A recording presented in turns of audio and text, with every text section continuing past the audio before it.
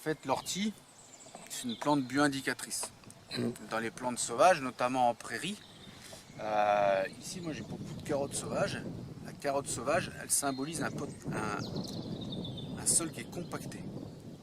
Donc l'idée, avec ses racines pivots, elle vient décompacter le sol, Ok. elle vient ramener de la perméabilité dedans. Donc au final, moi je laisse volontairement dans mes zones de culture cette plante-là qui vient faire le travail du sol, à ma place. Ok. Comme ça je me fatigue moins. Là l'ortie, on est sur une plante qui pousse sur des excès d'azote. Donc pourquoi elle pousse ici? Parce qu'à l'époque, on avait une ancienne serre qui était montée ici. Là, ça repart en état prairie. Mais avant de repartir en état prairie, l'ortie symbolise un excès d'azote, donc l'excès d'azote qui est dû à un tas de compost qui est resté longtemps sur place. Ok. Donc effectivement, excès d'azote, donc présence d'ortie. Et voilà pourquoi il y a un tas ici, pourquoi il y a un tas aussi là-bas qui était l'entrée de serre où on stockait le surplus de tomates qu'on arrachait. Et on le voit bien ailleurs, et ben, l'herbe a repris le dessus, et puis les espèces classiques comme le plantain, comme l'oseille qui est symbole, qui est aussi une plante bioindicatrice d'un sol acide, parce qu'on est effectivement sur un sol acide.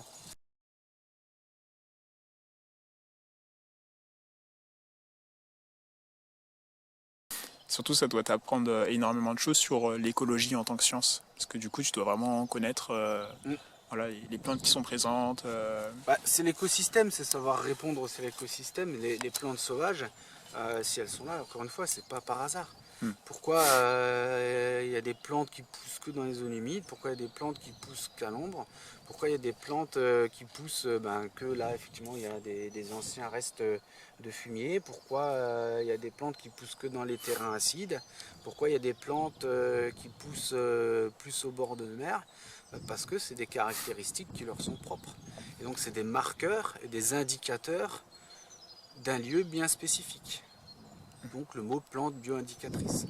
Et à partir normalement de cette connaissance botanique sur les plantes, on est capable, sans faire d'analyse de sol, logiquement de savoir si le terrain effectivement est assujetti à avoir trop d'azote, si on est sur un terrain acide, si on est sur un terrain calcaire, si on commence à avoir un endroit où il y a de l'eau aussi en dessous, hein, parce que des fois une zone humide, il suffit qu'il y ait juste une petite source souterraine, quasiment à fleur de surface, et ben on va trouver des plantes de zone humide Ok. au milieu de nulle part. Mais c'est parce qu'il y a cette petite source qui sort. Et c'est pas anodin au final de retrouver juste, encore une fois comme ici, là, un petit cercle concentré de 3 mètres de diamètre.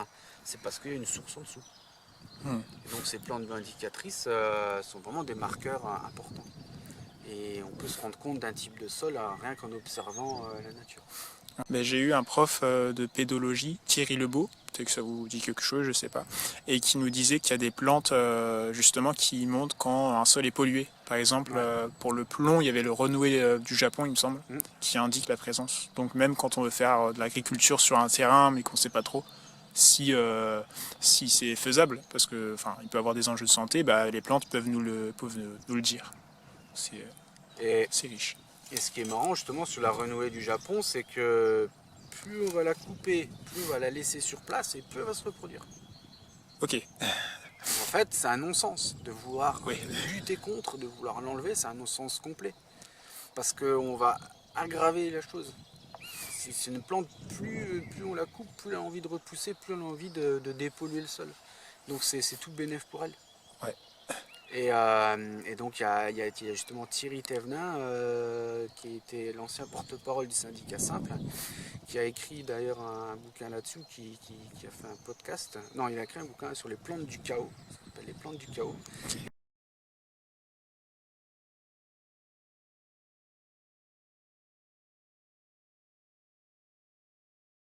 Ces fameuses plantes dites invasives, si elles sont là, c'est pas par hasard. Et elles sont aussi des marqueurs. Elles viennent, entre guillemets, faire une invasion de terrain parce qu'elles ont le rôle, effectivement, notamment la renouée du Japon est une plante dite invasive qu'on mentionne comme telle, mais mais son but c'est de dépolluer le sol.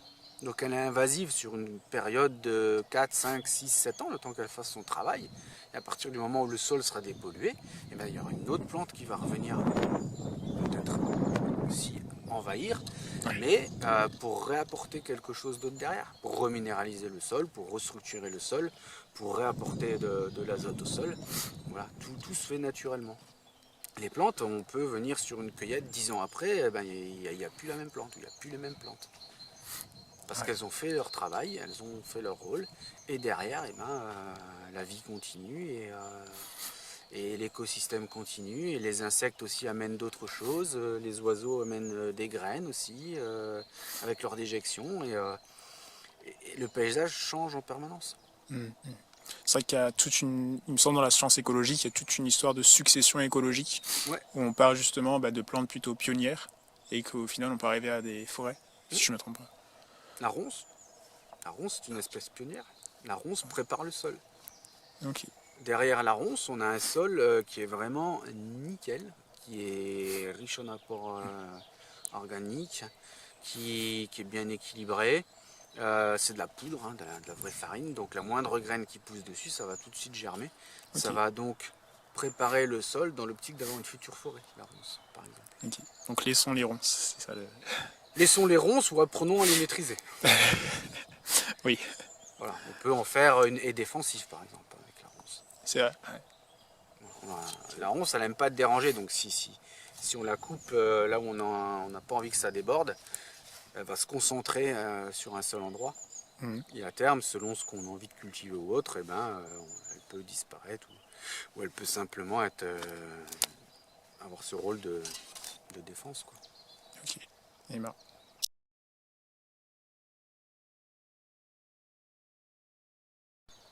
Et donc toute cette logique, tout cet écosystème, si on ne comprend pas la plante, si on ne comprend pas comment fonctionne la nature, eh ben, on va dans le mur en fait.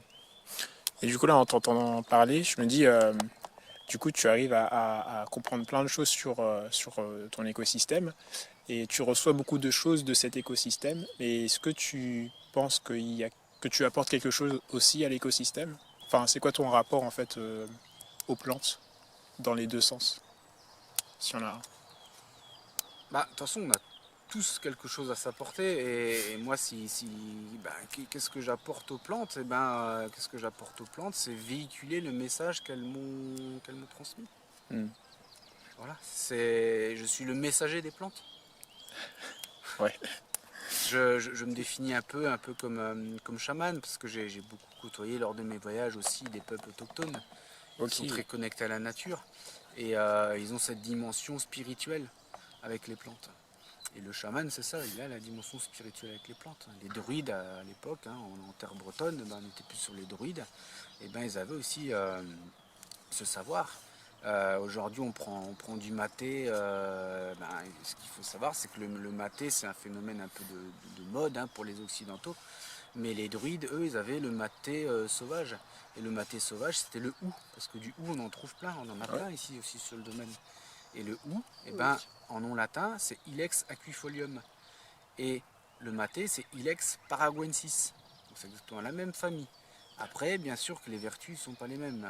Les propriétés qu'on va ressortir du maté, c'est très concentré. Pour avoir la même concentration que du hou, c'est plus compliqué.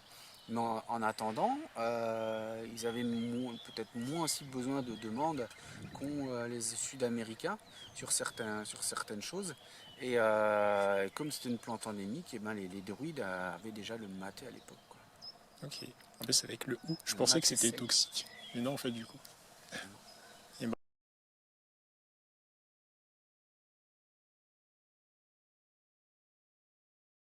En fait, non, il n'y a jamais de mauvaises herbes. Il y a des adventices où il y a des herbes qui sont comment je peux tourner ça en formule de phrase, qui sont embêtantes quand on a besoin de cultiver, parce qu'effectivement, il y a de l'ortie à travers les salades, ça pique, effectivement, voilà, on arrache l'ortie et on a besoin de récolter nos salades, donc elles sont gênantes, on va dire, voilà, c'est plus des plantes gênantes, mais elles ont une utilité. Et c'est vrai que moi-même, des fois sur mes zones de culture, eh ben je rabats ces plantes. Je les laisse pas monter en graines, je les rabats. Mais je les arrache pas complètement. Parce que derrière, elles apportent quand même quelque chose à mon sol. Déjà, c'est un couvert végétal. Le couvert végétal, c'est ce qui empêche de réchauffer le sol. Là, en plein été, on a une herbe comme ça. Si on la tond à 5 cm, comme on fait partout, eh ben, on va quasiment faire augmenter la température de surface du sol de 20 degrés. Ok, ouais, c'est C'est énorme. énorme. Donc finalement, quand on a un gros été caniculaire, si on n'a pas de couvert végétal, si on n'a pas de paillage ou autre, eh ben, on a un sol qui va être super chaud. Et pour cultiver des plantes et pour conserver de l'humidité, ben, ça va être compliqué. Là on le voit, il a plu, on a encore des gouttes, là, on a encore de la rosée. Alors que sur une pelouse coupée, avec le petit vent qui est rosé, donc on a déjà perdu de l'eau. Ouais. Et donc dans la logique que je disais tout à l'heure de conserver de l'eau, eh ben on a tout faux. On fait évaporer l'eau, on la fait partir. En plus d'avoir un sol dur, compact, là ça va pas être le cas, là on a un sol mou, et ben ça va, le fait de faire assécher rapidement son sol, surtout sur des sols limoneux comme celui-là, et ben on va fermer notre sol et le sol va être super dur. Et donc l'eau elle va ruisseler, elle va plus pénétrer à l'intérieur. Ouais. Ouais. Donc en fait, encore une fois, on en revient à toute une science, vraiment. Les plantes, la reconnexion à la nature, tout ça, ça nous recentre sur nous-mêmes, ça nous fait réfléchir notre impact aussi du simple désherbage. Désherber, ok, mais pourquoi en fait? Si c'est simplement désherber parce que j'ai besoin d'avoir mes belles plantes apparentes, et sans comprendre pourquoi je désherbe et sans se dire ben, je peux laisser un petit peu ou je laisse une certaine hauteur, Ouais. et ben on va dans un non-sens. Et ça qui est bien aussi avec ces plantes, c'est qu'elle elle nous remet dans le vrai. Elle nous remet dans le vrai, elle nous sensibilise à d'autres logiques de production, de cueillette, et elle nous apporte toujours quelque chose à nous apprendre en fait. Et puis si c'est pas la plante, ça va être ses auxiliaires, ça va être les insectes qu'il va y avoir dessus. Parce qu'il y a des plantes qui attirent certains insectes. On avait un petit papillon passé. Voilà, il y a des papillons.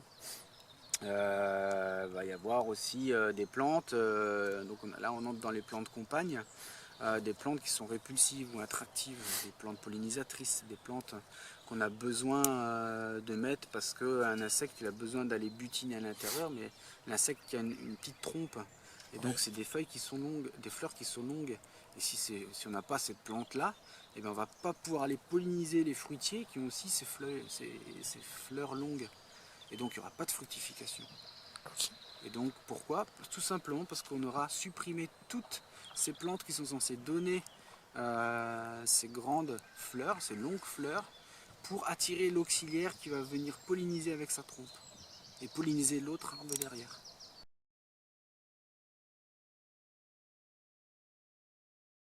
Ça te permet aussi d'avoir un contact avec la plante. Parce que Exactement. Ouais. Ceux qui le croient, ceux qui ne le croient pas, moi je ne suis pas là pour convaincre. Effectivement, tu as l'aspect énergétique de la plante. Et c'est un peu comme une sorte de méditation en fait, où on est souvent dans des cadres assez sympathiques, hein, loin du bruit, on a les oiseaux, on entend le vent qui souffle, donc on se reconnecte un petit peu à nos sens, et en fait ça détend quoi. On peut rester là pendant une heure, des fois il faut même mettre le réveil, parce qu'on se dit ah ouais, ça fait une heure, ça va noircir, et on est tellement bien, on est tellement pris dans ces cueillettes que le temps passe vite, et c'est un petit peu une sorte de méditation aussi. C'est très apaisant de faire la cueillette.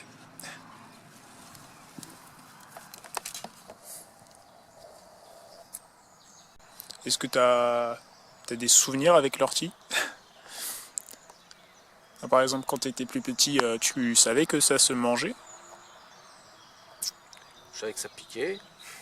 Ouais. Que ça se mangeait, non. Non, quand j'étais petit, je savais pas que ça se mangeait.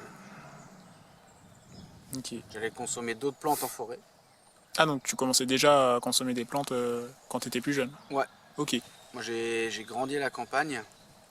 Pourquoi j'en suis venu aussi à ce métier, c'est parce que j'en rigole d'ailleurs, mais 32 ans après, je refais la même vie qu'à l'âge de 6 ans. Ok. C'est-à-dire que bah là je suis venu en vélo aujourd'hui.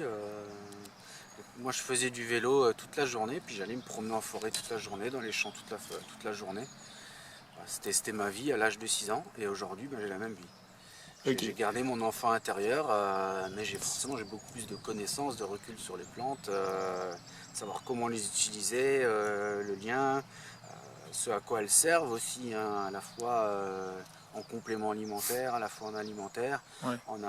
sous forme de tisane, sous forme d'alcoolature, ce que ça peut aussi apporter au sol, hein, on a parlé de la fertilisation, Mm. ce que ça apporte tout à l'écosystème en fait.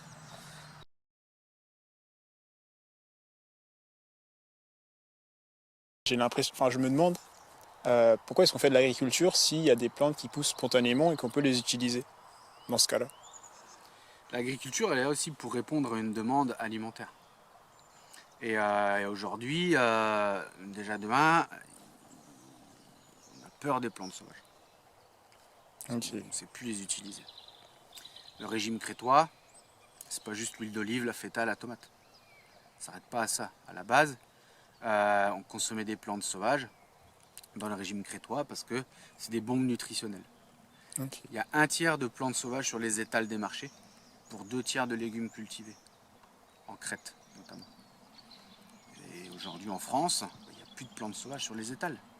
Mm. Il y a peut-être Pierre Cagelot et d'autres producteurs qui vont arriver avec leur petit pesto et qui vont travailler avec des restos gastronomiques parce que eux ont encore aujourd'hui ce recul et cette science culinaire de travailler avec les plantes sauvages. Mais ce qu'il ne faut pas oublier, c'est que notre nourriture, c'est la première médecine. Et donc pourquoi on est carencé aujourd'hui, pourquoi on prend des compléments alimentaires, c'est parce que les compléments alimentaires, comme l'ortie, on n'en prend plus. C'est parce que le pissenlit, on n'en mange plus. Pissenlit qui est un détox. Ok. C'est Je un savais très pas. bon détoxifiant. L'ortie, c'est pareil, lui c'est un reminéralisant. Et moi quand j'étais ancien sportif de haut niveau, pourquoi aussi je connais bien les plantes sauvages, c'est parce que je cherchais à travers les plantes sauvages, entre guillemets, avoir des produits dopants, parce que Ah, c'était pour optimiser les performances. c'est ça ton secret du coup. Voilà, optimiser les performances de récupération sportive, éviter les blessures. Les plantes sauvages, il y a la vergerette, qui est un très bon décontractant musculaire. Elle contient de la cortisone-like, donc Ok. très bon décontractant musculaire. La vergerette, ça pousse partout, dans les décombres autres, on en trouve plein. L'ortie, on en trouve plein, et c'est une bombe nutritionnelle magnifique, c'est plein de vitamine C. Les gens qui sont en carence, on leur en vend, ils en consomment. Le pissenlit, c'est un très bon détox. Donc pareil, après une grande course de vélo ou un enchaînement de kilomètres énormes en vélo, on a énormément d'acide lactique. Et pour venir drainer tous ces acides, tous ces métaux lourds qu'on a pu aussi accumuler avec les toxines liées à l'activité physique, on va faire une cure de détox. Et ça, on peut le faire avec du radis noir, on peut le faire avec du pissenlit, Ok. qui pousse très facilement.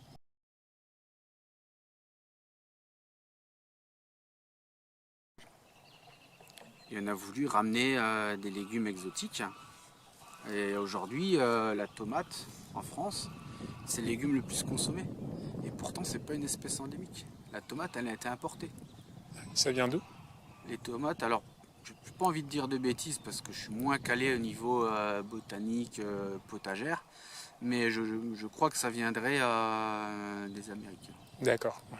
Amérique du Sud. Et notamment, c'est une plante qui est vivace sur certaines latitudes. Alors qu'en France, elle est annuelle. C'est une plante qu'on est obligé de ressemer chaque année. Ok. Alors que Vivace. dans certains pays, elle pousse en permanence. D'accord. Et voilà, c'est une plante qui a été importée, qui est aujourd'hui le légume le plus vendu. Hmm. Alors qu'avant, tout le monde faisait sa salade de pissenlit. Ça. Et aujourd'hui, on fait Ah, pousser de la laitue. Après, est-ce qu'il n'y a pas aussi une histoire de goût, peut-être? Parce que je crois que le pissenlit, c'est assez fort. Ou peut-être qu'on a perdu le goût avec le temps aussi. On a perdu le goût.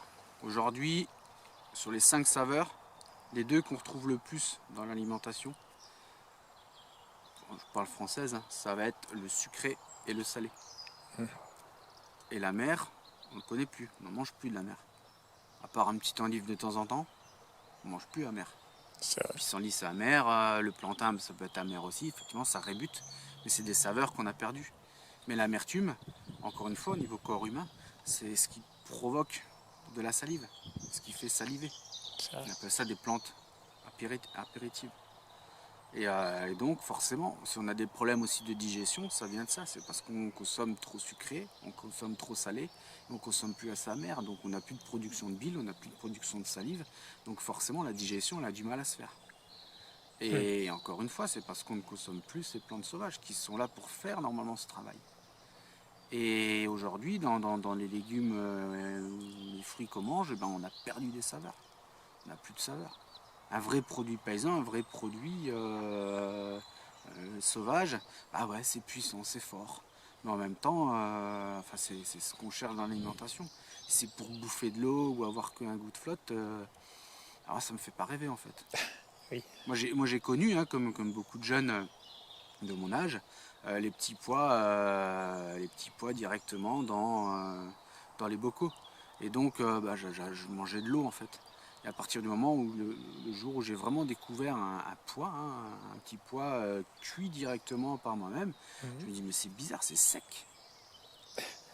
Et en fait non, c'est juste que le petit pois il est sec comme ça pour tout le monde.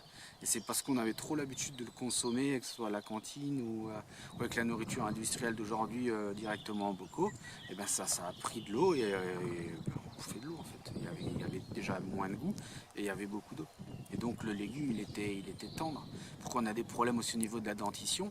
C'est parce que nos légumes d'aujourd'hui ils sont tous mous. Ils sont mous. Donc Ah oui, je suis forcément on ne entendu sait ça. plus les dents.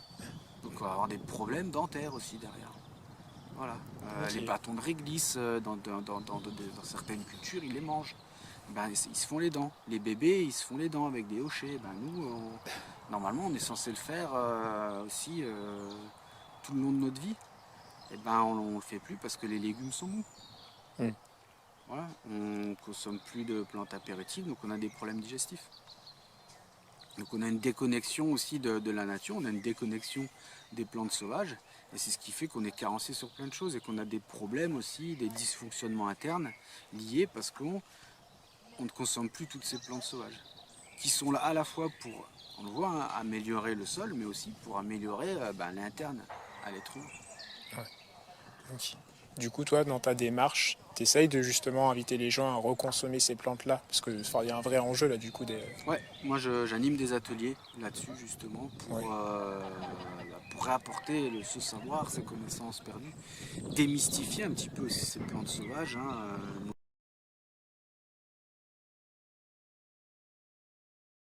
Parce que du coup, l'étiquette de cueilleur ou d'herboriste, ça ouais. a un gage de. Enfin, ça a une valeur, une belle valeur. En soi, ça n'a plus vraiment de valeur maintenant parce que déjà le métier d'herboriste n'existe plus. C'est pour ça que je suis Oui. paysan herboriste. Le métier d'herboriste n'existe plus depuis 1941 et le régime de Vichy. On cherche à le réintroduire avec le combat que véhicule le syndicat simple. Mais c'est pas si simple.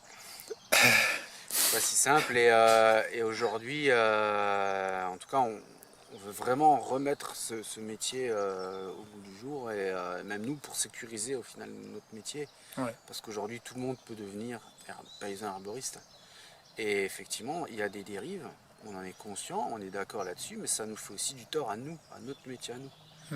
Parce que du coup, tout le monde va dire ouais, herboristes, ils font n'importe quoi. On met tout le monde dans le même sac.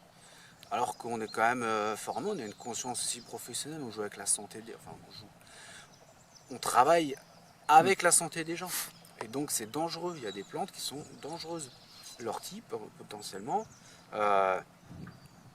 en excès, peut-être que ça peut être aussi dangereux. J'ai pas fait d'études sur l'ortie, je pense pas que ce soit si dangereux que ça, mais sur d'autres plantes, effectivement, en excès, il faut faire attention. Ouais. Il y a certaines molécules qui sont très dangereuses.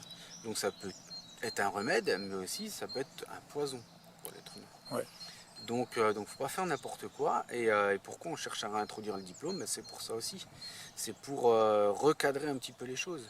Parce qu'après, effectivement, il y a des dérives, et qui dit dérive, on met tout le monde dans le même sac, on arrête le métier, quoi. Mm.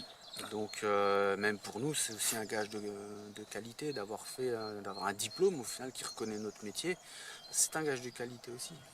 On a les gages de qualité parce qu'on a les bonnes pratiques de fabrication, de cueillette ou autre, mais il faut avoir cette qualité aussi à travers un diplôme qui reconnaît comme quoi on a quand même fait un minimum d'études, qu'on a un recul sur les plantes, bien qu'aujourd'hui, même sans diplôme, on peut l'avoir, mais malheureusement, encore une fois, il y a des gens qui ne sont pas arboristes, mais qui ne connaissent pas l'AFC, qui ne connaissent pas comment récolter de l'ortie. Ils vont ils vont récolter bêtement, sans respecter les 1/3. Ils vont récolter, ils vont pas voir qu'il y a du liseron qui va apporter des acides pyroxyliques. Et puis voilà, c'est une dérive. Il va y avoir des problèmes derrière dans le soin qu'ils vont donner aux gens. Et puis on va encore taper sur le métier, quoi. Ouais. À juste titre. Ok, ouais, donc la professionnalisation, c'est un vrai enjeu même de santé, finalement. Exactement.